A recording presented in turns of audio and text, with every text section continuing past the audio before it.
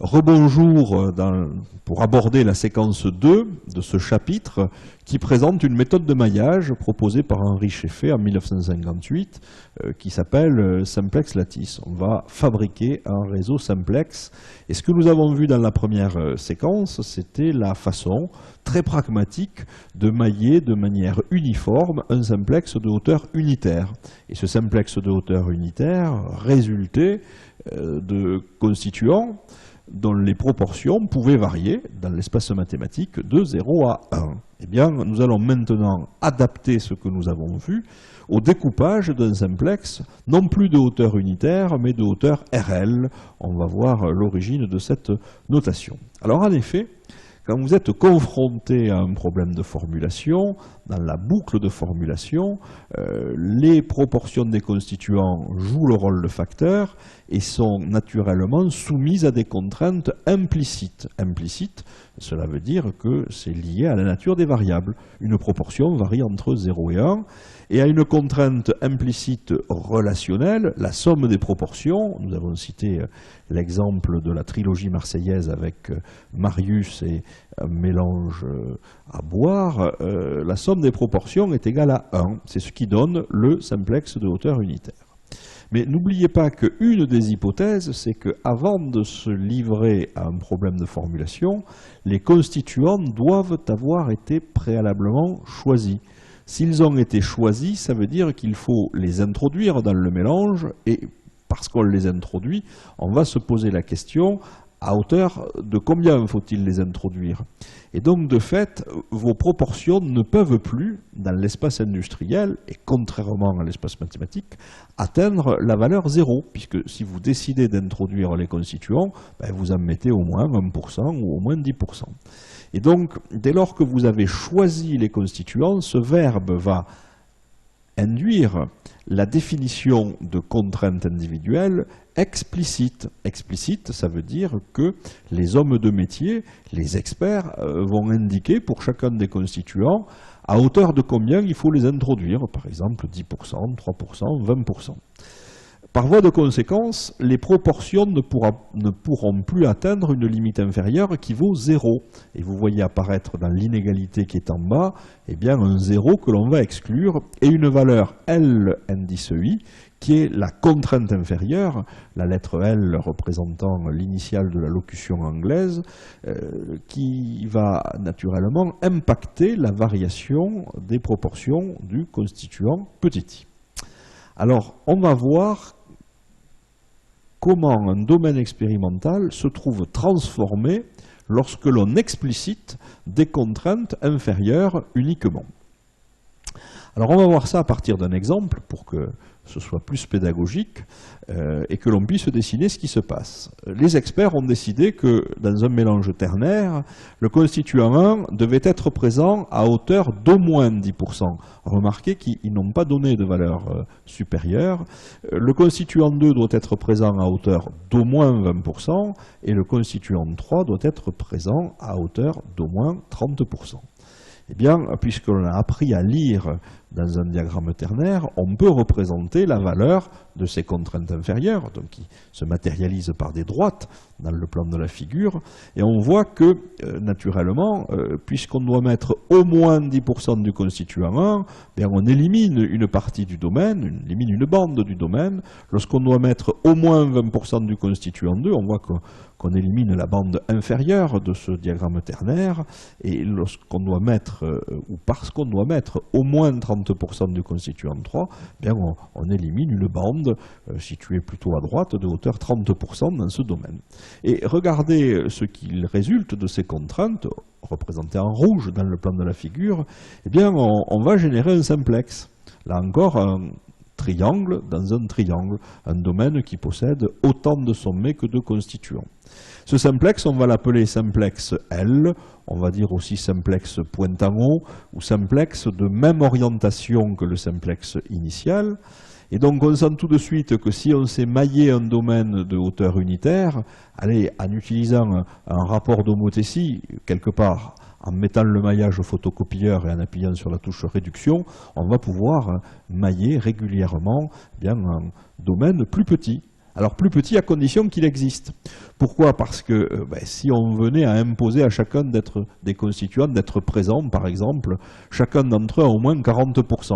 Si vous devez mettre au moins 40% du constituant 1, au moins 40% du constituant 2 et au moins 40% du constituant 3, bien votre mélange, vous ne pourriez pas le réaliser. Et ça, on peut naturellement le quantifier à partir d'un indicateur qui est très très simple à calculer, qui va représenter finalement la hauteur du domaine résultant des contraintes et qu'on appelle la mesure linéaire du simplex L. Comment définit-on cette mesure linéaire? Eh bien, à partir de l'indicateur R indice L, R étant l'acronyme, oui, la première lettre du mot étendu en anglais, eh bien, on va définir RL comme étant la hauteur du simplex initial, somme pour i égale 1 à q dxi, à laquelle vous allez enlever différentes bandes. Une bande de hauteur 10%, une bande de hauteur 20% et une bande de hauteur 30%. Donc, partant d'un simplex de hauteur 1, si vous enlevez successivement 10, 20 et 30%, vous avez donc enlevé 60% et il vous reste un simplex de hauteur 30%. Bien, c'est ce que vous voyez sur le plan de la figure. La hauteur du triangle rouge vaut 40%. Si la valeur de RL venait à être égale à 0, cela voudrait dire que la somme des xi serait égale à la somme des li. Et le domaine expérimental se réduirait dans ce cas en un point. Et donc comment trouver un optimum quand vous n'avez qu'un point accessible selon les contraintes formulées par les experts. Et puis, le pire des cas, c'est celui où on vous impose de mettre tous les constituants à hauteur importante, et naturellement, le domaine n'existe pas. Comment peut-on le savoir quand on ne peut pas le matérialiser? Tout simplement en calculant RL. Si la mesure est négative, ça veut dire que le domaine n'existe pas. Donc voilà comment on va prendre en compte des contraintes explicites, individuelles uniquement. Alors on s'aperçoit aussi sur cette figure, si vous regardez le constituant 2, le constituant 2 doit être présent à hauteur d'au moins 20%, mais si on regarde, il ne peut plus dépasser une certaine limite, il ne peut plus atteindre 100%. Et donc c'est ce que l'on va voir sur le transparent suivant. Dès que vous imposez des contraintes individuelles inférieures, explicites, vous allez subir, vous allez générer implicitement des contraintes individuelles supérieures. Ces contraintes individuelles supérieures implicites, je les ai notées U avec une étoile, l'étoile signifiant qu'il s'agit de contraintes implicites, et on va pouvoir les calculer de façon très simple, puisque ce sont celles qui bornent le domaine expérimental. Et comment va-t-on les calculer? On va partir de la valeur inférieure, LI, et on va rajouter la hauteur du domaine RL. Donc les contraintes supérieures implicites, UI étoile, sont égales à LI plus RL. Et donc c'est ce que vous voyez sur la figure, ce qui va permettre de préciser les contraintes qui avaient été définies par les experts. On va chercher dans cet exemple un optimum, s'il existe, dans un domaine au sein duquel la proportion du constituant 1 pourra varier entre 10 et 50%, la proportion du constituant 2 pourra varier entre 20 et 60%, et la proportion du constituant 3 pourra varier entre 30 et 70%. Et naturellement, ce que l'on vient d'introduire à partir d'un mélange ternaire, vous pouvez le généraliser à des mélanges présentant 4, 5, 6 constituants lorsqu'on soumet des contraintes inférieures, individuelles, explicites à ces constituants. Alors, comment faire maintenant pour mailler le domaine qu'on vient de définir, puisqu'on vient de vérifier son existence, puisque la quantité RL que vous voyez à l'écran est positive?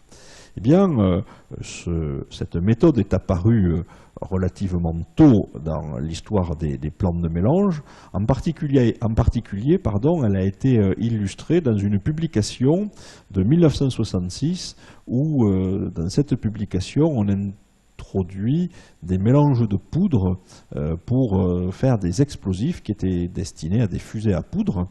Et on va utiliser une transformation homothétique qu'on appelle une transformation en pseudo-constituant.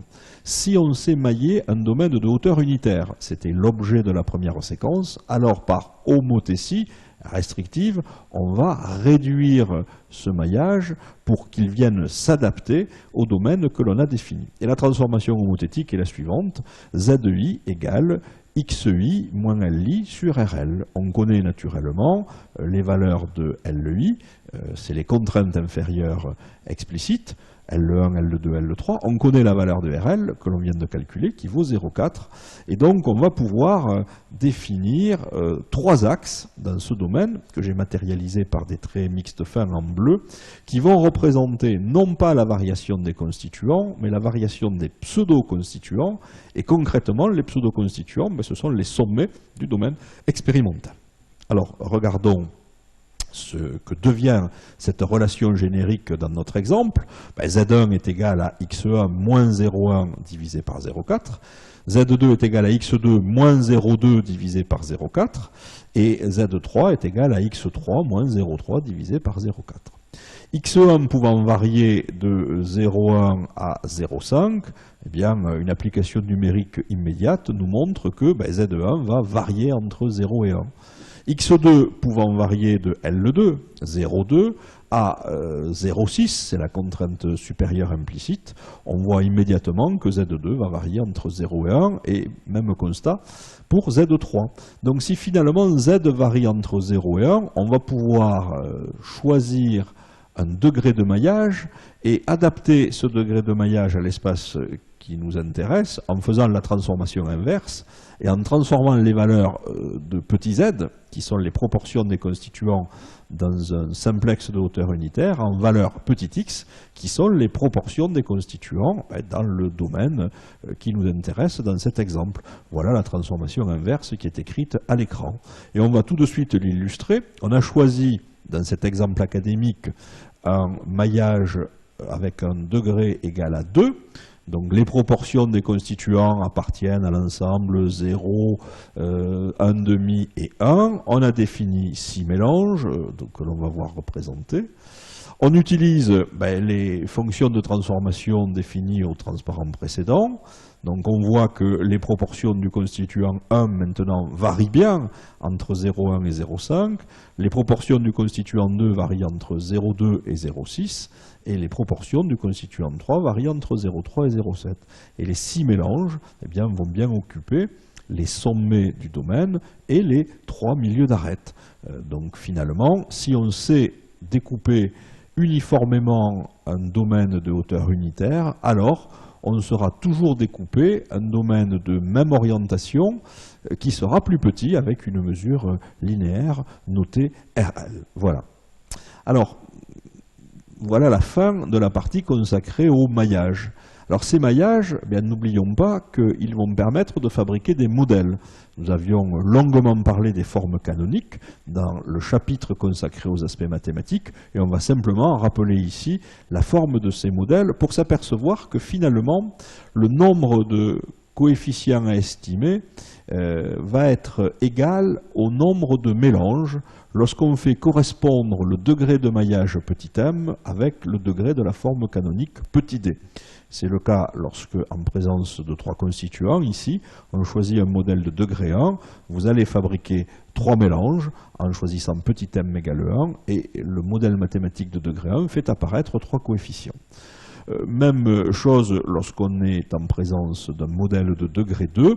Si vous choisissez un degré de maillage égal à 2, vous aurez rigoureusement le même nombre de mélanges que le nombre de coefficients, et ainsi de suite pour d égale 3 et enfin pour d égale 4. Alors, sur 2 planches, la première rappelle l'écriture générique du modèle canonique polynomial de degré 4 et la planche suivante montre un exemple lorsque on est en présence de 3 constituants. Et donc, si nous avons le même nombre de coefficients que le même nombre de mélanges, on a autant d'équations que d'inconnus.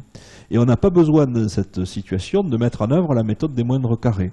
il va y avoir des formules génériques qui vont permettre de calculer automatiquement la valeur des coefficients. Ce qui présentait un intérêt énorme à une époque, en 1958, où on ne disposait pas d'ordinateur personnel pour pouvoir inverser une matrice. Alors c'est ce qu'on va découvrir, notamment en vous incitant à répondre à des questions dans le quiz. Alors en conclusion, qu'a-t-on appris dans ce chapitre ?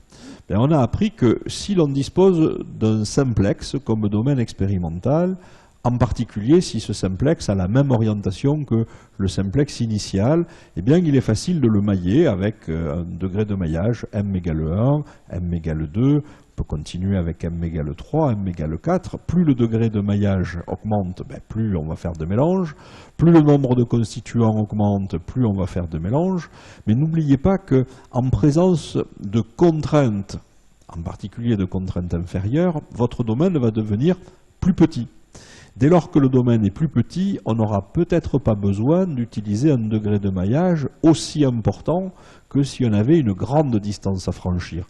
Donc en fait, l'utilisation de tels dispositifs expérimentaux trouve naturellement leur place en formulation, lorsque le domaine est un simplex, avec toutefois quand même une réserve, c'est que certes, on a un maillage on ne peut plus uniforme, mais avec un inconvénient, c'est que la majorité des mélanges se situe sur les bornes du domaine, à savoir les contraintes. Alors contrainte implicite quand il s'agit de xi égale 0, dans un simplex de hauteur unitaire, et contrainte explicite quand il s'agit de LEI, la contrainte qui a été proposée par les expérimentateurs. Et donc, ce petit désagrément a invité notre ami Henri Scheffé à proposer en 1963 un autre type de maillage qui s'appellera simplex centroïde, qui va permettre de remédier partiellement à ce problème, et c'est ce que nous découvrirons dans un autre chapitre, bien évidemment. Alors en attendant, on va capitaliser des informations sur la fin de cette deuxième séquence, à partir d'un petit quiz. Bien, vous allez établir l'expression analytique des coefficients de la forme canonique d'un modèle polynomial de degré 1 quand on choisit un degré de maillage tel que m est égal à 1. On vient de voir qu'il y a autant d'équations que d'inconnues. Vous allez résoudre le système et vous allez voir que dans le cadre du modèle de degré 1, c'est assez facile. On va vous proposer de faire la même chose quand on a un modèle de degré 2, si on choisit un maillage de degré m égale 2, puis lorsqu'on a un modèle de degré 3 en choisissant un maillage de degré m égale 3. Il y a autant d'équations que d'inconnues, donc finalement on a une matrice carrée qui est en train de devenir un petit peu grande. Vous allez vous apercevoir que cette matrice contient beaucoup de valeurs 0 et que son inversion est accessible à tout un chacun.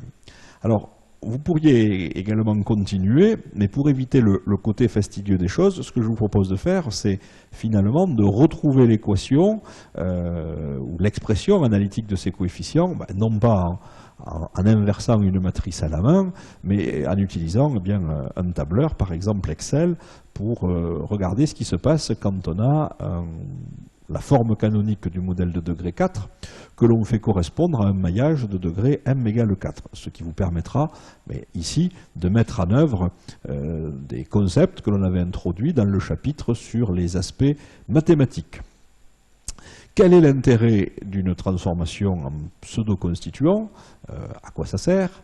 Et surtout, lorsqu'on fait une transformation en pseudo-constituant, et je vous invite à reprendre l'exemple qui est ici dans un diagramme ternaire, où les contraintes étaient 0,1, 0,2 et 0,3, calculez finalement, mettez en œuvre une feuille de calcul où vous travailleriez dans l'espace des constituants, regardez la valeur du déterminant de la matrice d'information, regardez les éléments de la diagonale de la matrice de dispersion, sinon ça trace, et regardez les termes diagonaux de la matrice H. Et puis faites la même chose, mais en ayant transformé en pseudo-constituant. Donc vous faites la même chose d'un côté avec des matrices où les colonnes sont représentées par x1, x2, x3, et d'un autre côté, dans la même matrice où les colonnes sont représentées par Z1, Z2, Z3. Et puis livrez-vous à ce petit exercice pour voir qu'il y a certaines choses qui changent et qui vont nous permettre d'utiliser grandement les outils informatiques. En particulier, vous allez voir le changement d'un repère à l'autre de la valeur du déterminant, Et puis également, il y a des choses qui sont plus géométriques, qui elles ne changent pas, et ça sera les termes diagonaux de la matrice H que l'on avait appelés les leviers. Donc vous voyez que petit à petit, on va passer sur des considérations, soit informatiques, soit pragmatiques, à partir d'un exemple, pour vous aider à capitaliser de l'information. Donc ainsi s'achève la deuxième séquence de ce chapitre consacré à une première méthode de maillage de domaines expérimentaux sous forme de simplex, qu'ils soient de hauteur unitaire ou simplex pour lesquels la hauteur a été réduite en fonction des contraintes exprimées par les expérimentateurs, mais la définition de ces contraintes conserve la même orientation que le simplex initial. Et nous nous retrouverons dans d'autres chapitres pour voir d'autres méthodes de maillage. Merci encore de votre attention et à bientôt.